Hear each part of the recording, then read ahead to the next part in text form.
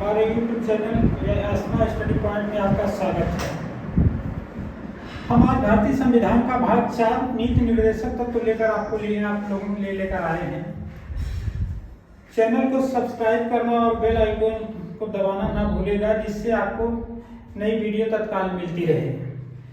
अब तक मैं आपको मौलिक अधिकार के बारे में पढ़ाया। मौलिक अधिकार व्यक्तिगत होता है, हर व्यक्ति को मिलता है एक प्रकार से। अगर सबको अधिकार मिलता जाएगा, एक को अधिकार तो मिल गया, हो सकता है उस अधिकार का दुरुपयोग हो, तो जिस सबल वर्ग के द्वारा निर्बल वर्ग के प्रति अन्याय किया गया, कोई दिक्कत हो, या सबल वर्ग लाभ उठा ले, दुर्बल वर्ग को लाभ ना मिले, इसको देखते हुए मौलिक अधिकार के बाद भारतीय संविधान में उसी के तत्काल बाद भारतीय संविधान के भाग 4 में नीति निर्देशक तत्व का प्रावधान किया गया। नीति निर्देशक तत्व ऐसी नीतियां जो निर्देश दे, ठीक, किसको, उन तत्वों को जिससे समाज और समाज के लोगों का हित हो सके। यह जो है नीति निर्देशक तत्व जो है, ये राज्य के लिए है, राज्य के लिए सकारात्मक होता है, लेकिन व्यक्ति के लिए ये नकारात्मक होता है। सकारात्मक राज्य के लिए क्या होता है?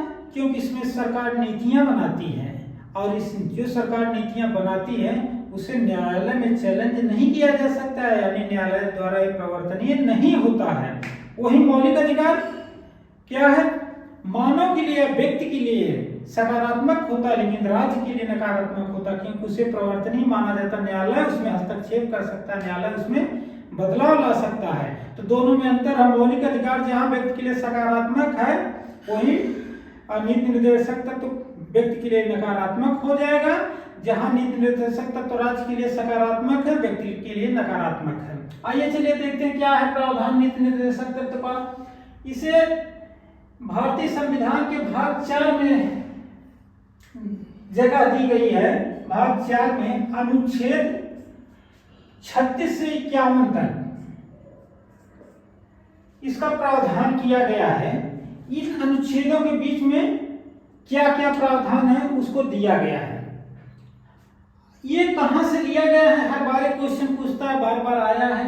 इसका प्रेरणा स्रोत है आयरलैंड के संविधान से लिया। आयरलैंड के संविधान में ऐसा प्रावधान था, तो देखा गया अच्छा है, तो इसको अपनाया गया, इसको भी लागू किया जाए संविधान में। इसकी वैधानिक स्थिति या संवैधानिक स्थिति देखा जाए, यह न्यायालय द्वारा लागू नहीं कराया जाता है या प्रवर्तनीय नहीं है।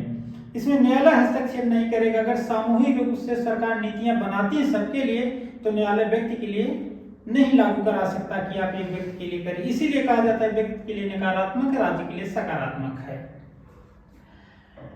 आइए देखते हैं कि अनुच्छेद 36 में क्या है। पहला अनुच्छेद निर्देशक तत्व का है, अनुच्छेद 36। ठीक, 36 में पहले ही बता दिया गया है कि राज्य के नीति निर्देशक तत्वों की परिभाषा क्या होगी। वो परिभाषा क्या होगी, क्या है नीति निर्देशक तत्व। इसमें अनुच्छेद 36 में बताया गया कि पहले ही बताया गया कि राज्य क्या होता है। तो राज्य को जब आप जान लेंगे, तो राज्य ही तो नीति निर्देशक तत्व बनाएगा, नीतियां बनाएगा सबके लिए।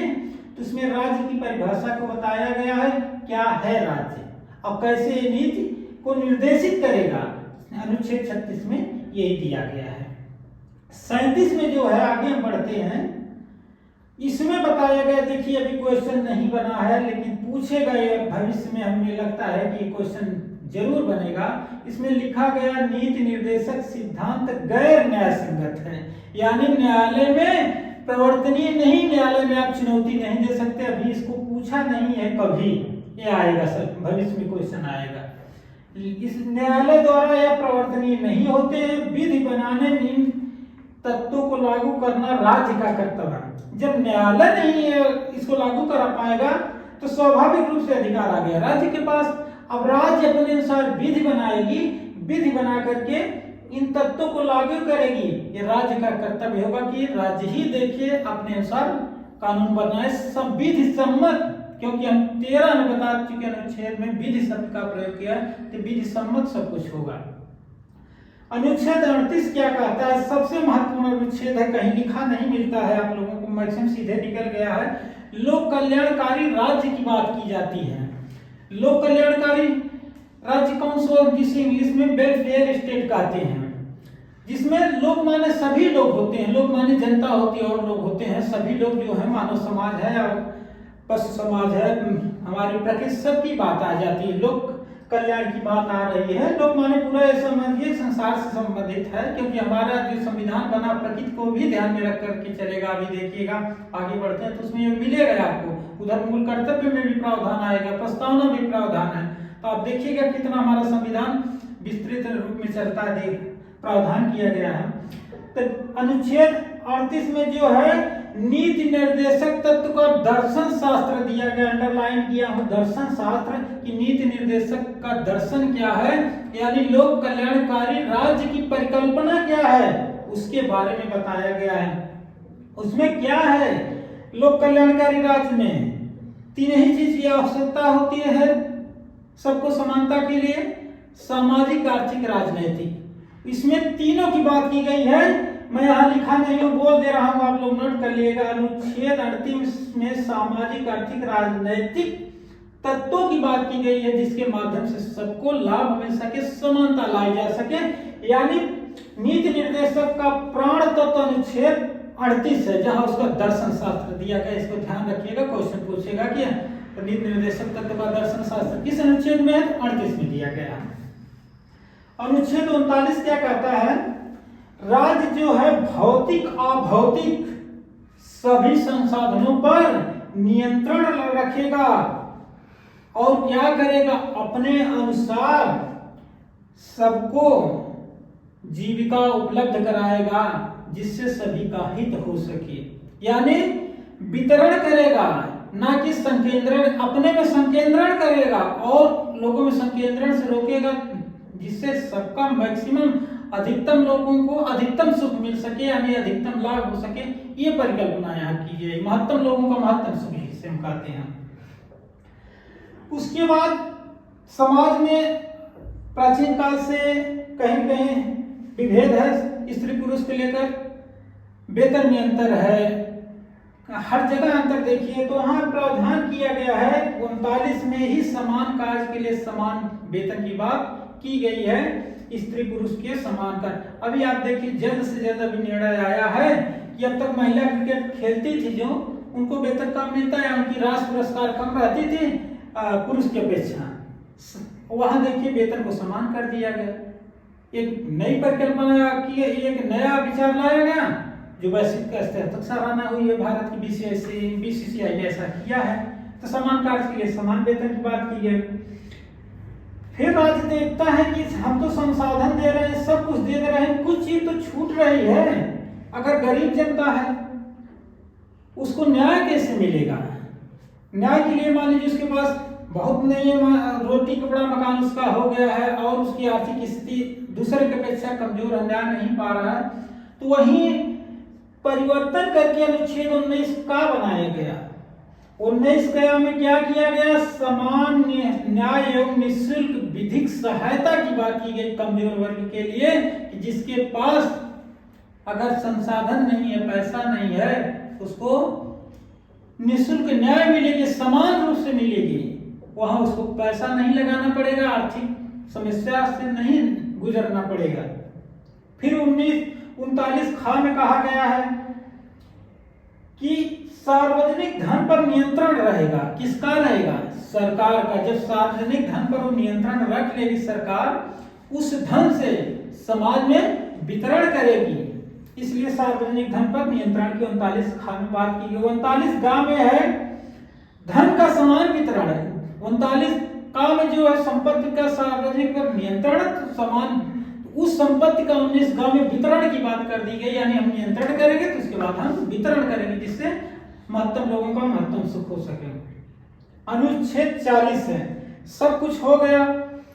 तो देखा गया कि मान लीजिए हम केंद्र स्तर राज्य स्तर पर बना दी, हम ग्रामीण स्तर पर क्या करेंगे, निचले स्तर पर क्या करेंगे, थर्ड बॉडी पर क्या करेंगे, तीसरे स्तंभ को ले क्या करेंगे। तो पहले से ही क्या किया गया, अनुच्छेद 40 में ग्राम पंचायतों के गठन की बात कर दी गई है। देखिए आप लोग, गठन शब्द मैं यहां लिख दिया हूं। और आपको फिर 243 में मिलेगा संरचना या संगठन मिलेगा। और यहाँ गठन शब्द की बात यहाँ देखिए आपको गलत कराता है, बार बार अभी पेट की परीक्षा में आया था और जगह आया था। तो 243 में इनमें से कोई नहीं विकल्प दे दिया था, 40 दे दिया था। मैक्सिमम लोगों ने संरचना वहां जाकर के विकल्प लगा दिया था, इनमें से कोई नहीं। लेकिन मूल जो है इसका आंसर था गठन। आयोग ने भी मांगा। गठन का मतलब यहाँ कैसे कैसे क्या होगा उसके बारे में बताया गया, किस तरह से इसको गठित किया जाएगा, प्रावधान दिया गया है। और 243 में संरचना बताई गई, किस किस लेवल पर क्या क्या होगा। यहाँ देखिए, ध्यान दीजिएगा, गठन शब्द आया है। ठीक, ग्राम पंचायतों के गठन की बात की गई है। अब इसका प्रावधान कब आया ग्राम पंचायतों के लिए? देखिए आप पढ़े होंगे 1992 में आया, अधिनियम आया। उसके बाद 73वां 74वां संविधान संशोधन, 73वें संविधान संशोधन के द्वारा ग्राम पंचायतों की संरचना की जा रही है। उसको वहां से भी जोड़कर इसको देख सकते हैं। अनुच्छेद 41 है, कुछ दशाओं में काम, शिक्षा, लोक सहायता पाने का अधिकार। कुछ दशा माने जहां बाध्यता है, कुछ विषम परिस्थितियां हैं, कुछ दिक्कतें हैं, वहां के लिए विशेष प्रावधान अनुच्छेद 41 में किया गया है। वहां क्या करेगा राज्य? काम देगा, शिक्षा देगा, लोक सहायता अगर आप मांगेंगे उसको भी उपलब्ध कराएगा, जो उचित होगा, जो उससे संभव होगा। अनुच्छेद 42 कहता है कि काम की न्याय संगत मानवोचित दशा, प्रसूति सहायता। देखिए अब तक स्त्रियों के लिए दिक्कतें होती थी या उचित दशाएं नहीं होती थी, काम की न्याय संगतता नहीं होती, कि काम में न्याय नहीं मिल पाता था हर तरह से। तो संविधान के अनुच्छेद 42 में निर्देशक तत्व में कहा गया है, कोई जो कार्य करा रहा कोई या कुछ हो रहा तो क्या न्याय संगत है किसी के साथ, वहां मानवीय दशाएं उपलब्ध हैं मानव को कार्य करने के लायक कि नहीं, या जो स्त्रियां भी कार्य कर रही हैं उनको प्रसूति सहायता की व्यवस्था की गई है। ये जो मैटरनल लीव दी जाती है वो क्या है? अनुच्छेद 42 में ही प्रावधान किया गया है। अनुच्छेद 43 कहता है कि कर्मकारों के लिए मजदूरी, कुटीर उद्योगों को प्रोत्साहन। हमारे समाज में विषमता है। संविधान विशेषज्ञों ने देखा कि सब लोग तो उच्च स्तर पर काम नहीं कर पाएंगे, हमारे यहाँ शिक्षा की भी कमी है, तो सबको कुछ न कुछ अवसर मिलना चाहिए, रोजगार मिलना चाहिए, कुछ न कुछ चाहिए। तो वहां पर तब उन लोगों ने क्या किया? अनुच्छेद 43 में क्या किया? कर्मकार जो हैं अनस्किल्ड हैं उनके लिए मजदूरी के निर्धारण किया गया कि मजदूरी कैसे, नियम बनाया गया। और कुटीर उद्योगों को प्रोत्साहन दिया गया ग्रामीण स्तर पर, क्षेत्र स्तर, ताकि इनको बढ़ावा मिल सके, ये लोग अपना जीविका पार्जन कर सके। ये विधान किया गया अनुच्छेद 43 में। फिर संविधान संशोधन के द्वारा एक अनुच्छेद 43 का जोड़ा गया। 43 में तो ग्रामीण स्तर पर कर्मकारों के लिए निर्धारण हो गया। असंगठित क्षेत्र में, संगठित क्षेत्र जो मजदूरों के लिए था, अब वहां क्या किया जाए? तो अनुच्छेद 43 का में उद्योग में जो कर्मकार काम करते थे उनके सुरक्षा के लिए कानून बनाया गया, उनके हितों के लिए, मजदूरों के लिए 43 का में प्रावधान किया गया। फिर देखा गया कि हमारे देश में विविधता है, कई हर जगह हर धर्म के, हर जात के लोग रह रहे हैं। क्या किया जाए कि कुछ ऐसा कानून बना जो समान सबके लिए हो, समान पर लागू हो। तो अनुच्छेद 44 में समान नागरिक संहिता की बात की गई, कॉमन सिविल कोड की बात की गई। इसमें क्या है कि कुछ जैसे रहेंगे कि दहेज प्रथा हो गया, शादी विवाह मुकदमे का जो रहेगा, सबके लिए कानून एक समान होगा। जिसकी चर्चा चल रही है, इसके लिए सर्वेक्षण कराया जा रहा है और सब बातें हो रही है लागू करने के लिए। अभी तो अंतर्विरोध बना हुआ है, देखिए भविष्य में लागू होता है कि नहीं, क्या होता है। तो समान नागरिक संहिता की बात की गई। संहिता यानी एक संकलन है, इसका नियमों का जो संकलन होगा उसके तहत बात की गई, ताकि सबको एक कानून के दायरे में लाया जाए। अनुच्छेद 45 वाले रखा गया था, लेकिन अनुच्छेद 45 को हटा दिया गया है एक प्रकार से। उसके प्रावधानों को हटाकर उसमें नया प्रावधान लाया गया है।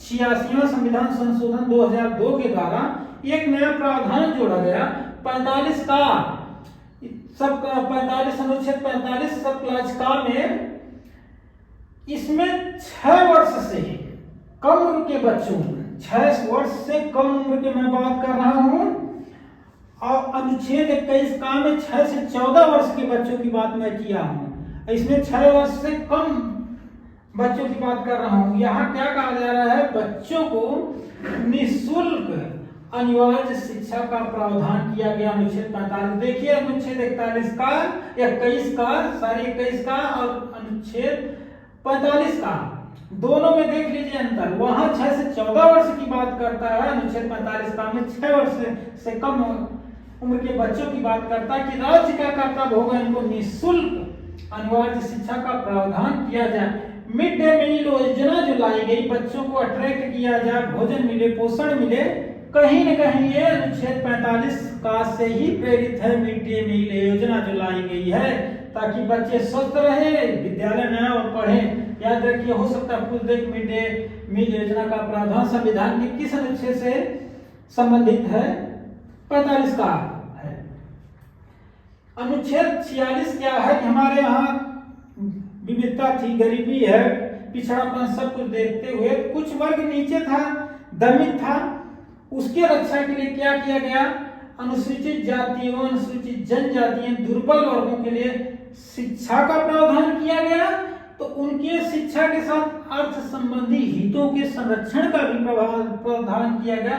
उनके अर्थ कैसे आर्थिक हित उनके संरक्षित होंगे उसका प्रावधान किया गया कि जिससे दुर्बल वर्गों को भी ऊपर शिक्षा के माध्यम से और आर्थिक रूप से सशक्तिकरण किया जाए। ये कहीं न कहीं सशक्तिकरण होता है क्या, दुर्बल वर्गों का सशक्तिकरण। अगर एक क्वेश्चन पूछ दे कि दुर्बल वर्गों का सशक्तिकरण संविधान के किस अनुच्छेद में किया गया है, तो विकल्प दे माने 45, 46, 47, 48, तो आपको विकल्प में 46 मारना पड़ेगा, याद रखिएगा। अनुसूची आप देखेंगे तो 6वीं अनुसूची में आएगा आपको, लेकिन यहाँ देखेंगे अनुच्छेद तो 46 है।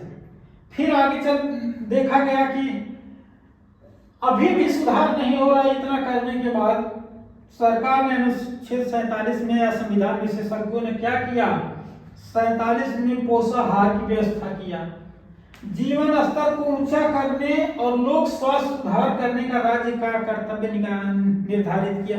अब देखिए राज्य का कर्तव्य, लोक स्वास्थ्य की बात आ गई।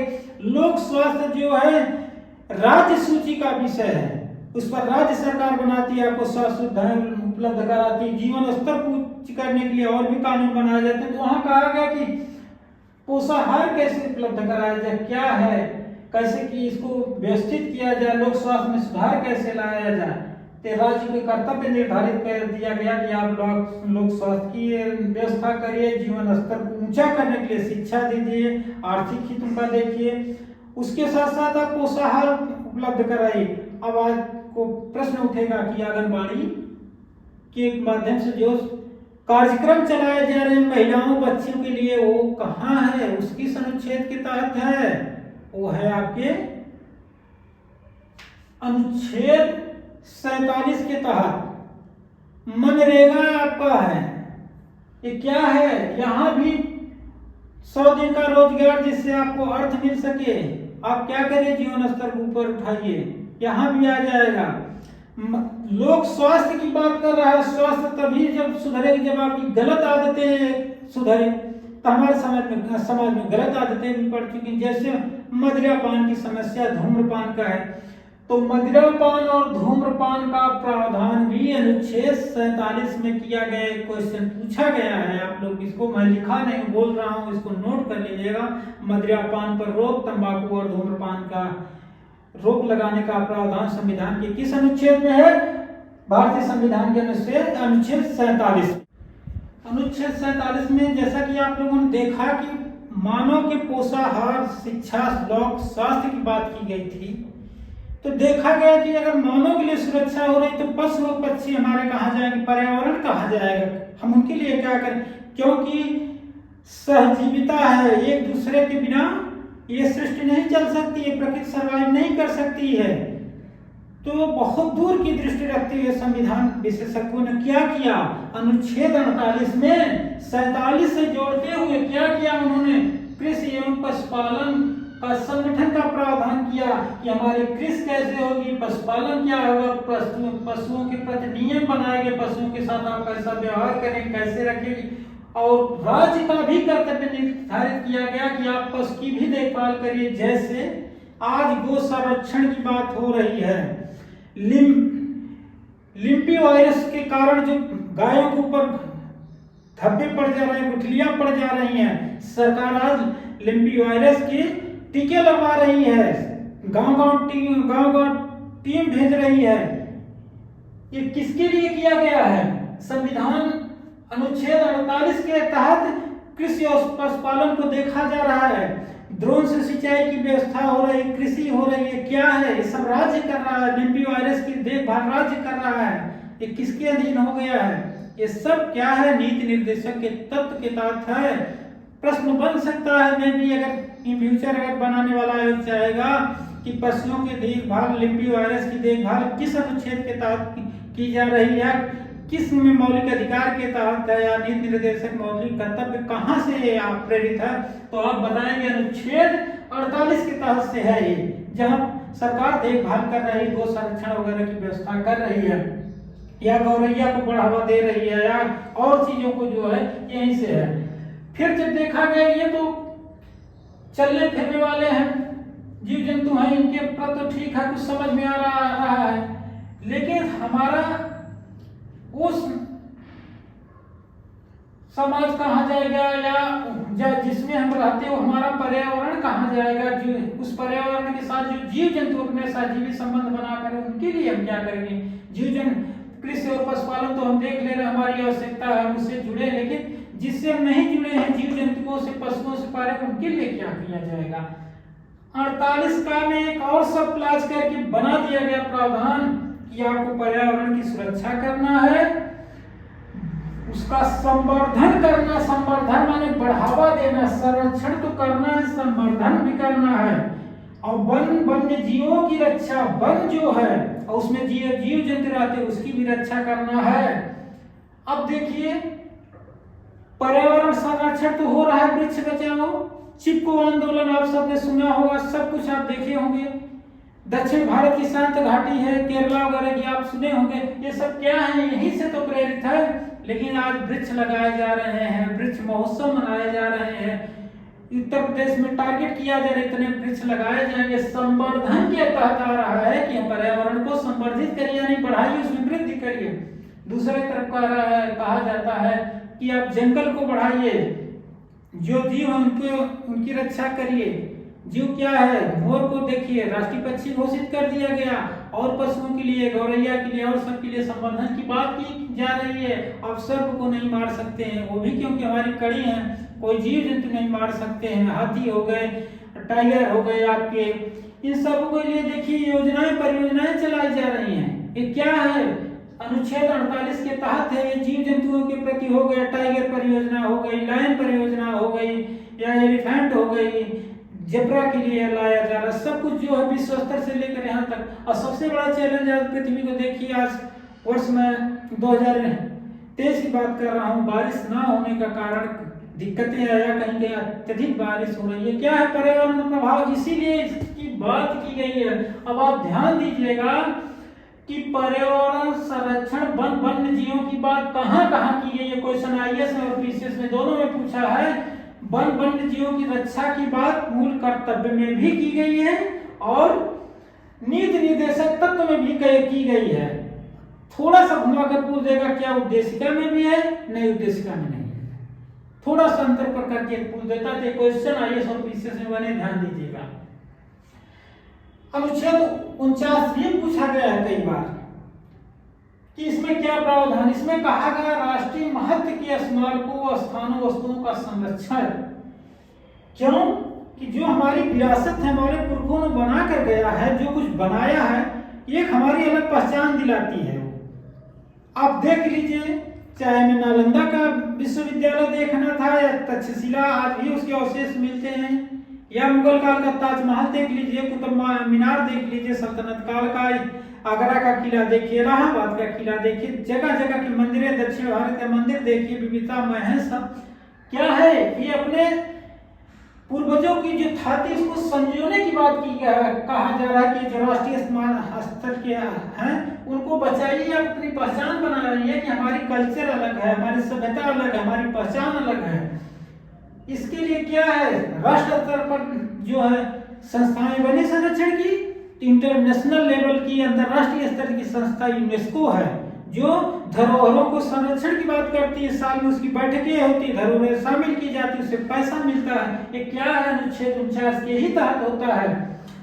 स्थानों की बात किया जा रहा है, जैसे प्राकृतिक स्थल हो गए हैं, आप ऊटी जाइए, उत्तराखंड जाइए, मनाली जाइए, सब स्थानों की बात, उनको संरक्षित करिए जो है पर्यटक स्थल हैं। वस्तुओं का भी संरक्षण करिए। हर अलग अलग क्षेत्र की कुछ स्पेसिफिक वस्तुएं हैं जो मुख्य वस्तुएं जिनकी पहचान है।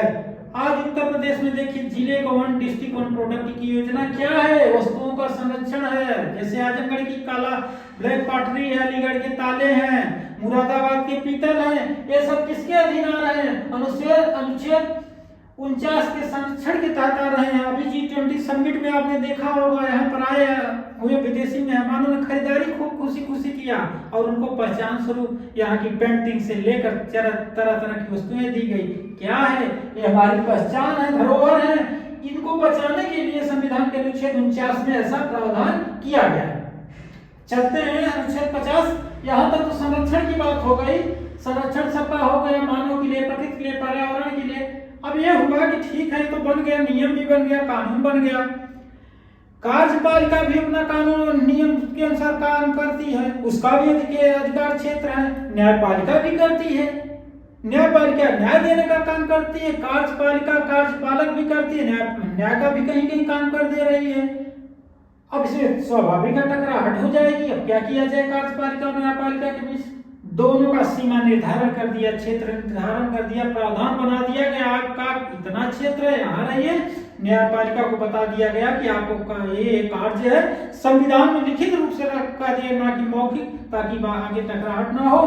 तो कार्यपालिका का न्यायपालिका से पृथक्करण का सिद्धांत किस अनुच्छेद में दिया गया, अनुच्छेद 50 में दिया गया है।